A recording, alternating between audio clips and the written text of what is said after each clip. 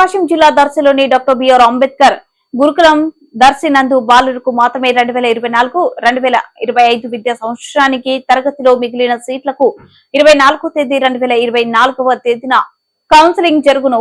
Merit లిస్టులోని seat రాని విద్యార్థులు ఈ నెల 24న ఉదయం 9 గంటలకు డాక్టర్ బిఆర్ అంబేద్కర్ గురుకుల పాఠశాల ఎన్ఎస్ఎస్పి కాలనీ దర్శి నందు ర్యాంక్ కార్డు మరియు అవసరమైన సర్టిఫికెట్స్ తో హాజరు కావాల్సిందిగా ప్రిన్సిపల్ ఎస్ మాధవరావు ఒక ప్రకటనలో తెలియజేశారు. పూర్తి వివరాలకు 9493358538 నెంబర్ను సంప్రదించగలరు.